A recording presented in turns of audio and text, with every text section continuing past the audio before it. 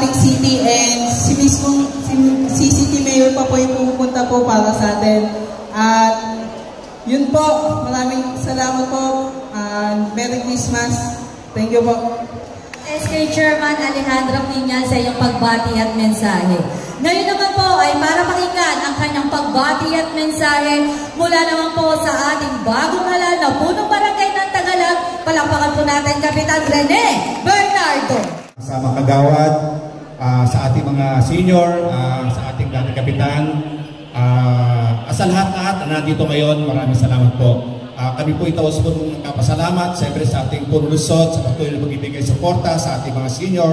At napag-usapan nga namin kanina na ang pinibigay ng city ay hindi masabing pangkaraniwan lang.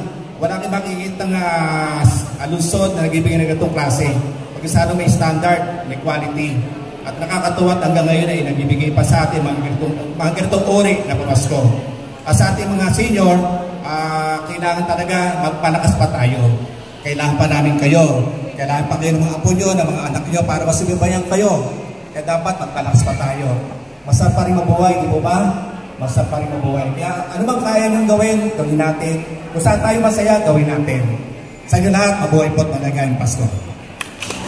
At para po makumpleto na ang araw ng ating mga lolo at lola dito po sa Barangay Tagalag, hinga na po natin ng pagbati at mensahe ang ating pong mahal na punong lungsod ang magbibigay po ng tuloy-tuloy na progreso sa pamilyang Valenzuelano, Mayor Wes Gatchalian. Ating lahat, sa ating minamahal na mga senior citizen at siguro bago po ako mag-umpisa na aking mensahe ay nais ko pong i-congratulate po ang pagbabalik po ni Kapitan Rene at ang mga bagong maglilingkod po dito sa ating barangay. Kasama na po si SK Chairman. At likewise din, nandito po si Kapitan Obet, ang ating kasama po. At alam niyo po, sa mga ganitong panahon ay kami po lahat ay nagsasama-sama upang mas lalo pang paglingkuran ang ating mga senior citizen dito sa ating barangay. Alam niyo po, itong buwan nito ay hindi lang po special dahil po sineselebrate natin ang Kapaskuhan, ang diwa ng Kapaskuhan.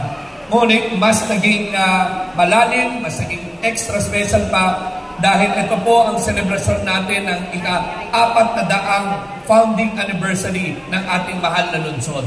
At kayo po ang parte ng history, ang parte ng kasaysayan. Kasama namin kayo, kayo po ang saksi kung ano po ang Valenzuela noon, ano po ang Valenzuela ngayon, at ano ang Valenzuela sa darating na mga araw at taon.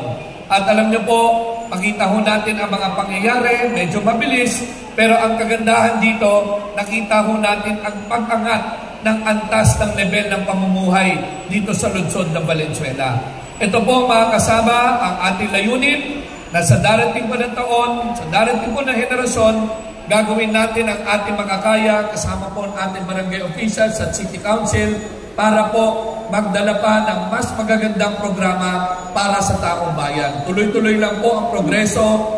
Hanggat andyan kayo, hanggat ang pagmamahal nyo at suporta nyo sa lokal na pamahalaan ay andyan, makakatiyak po tayo na ginhawa ang darating pa sa mga susunod na taon.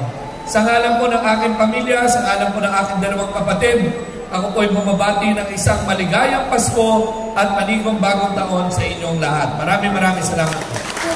Kaya na. Nagpapamigay ng ating mga pamaskong handog. Dito po sa bandang kaliwa ng ating entablado ng kay Mayor Wes Gatchalian. Dito po sa pangalawang hanay, meron pong pila kay Councilor Ricardo Enriquez at kay Councilor Jailes Plana.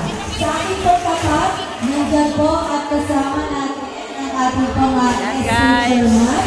Sa ating pagkapat, nandyan po ang ating Councilor ng Internasyon at tinutulungan po ng ating kagawa.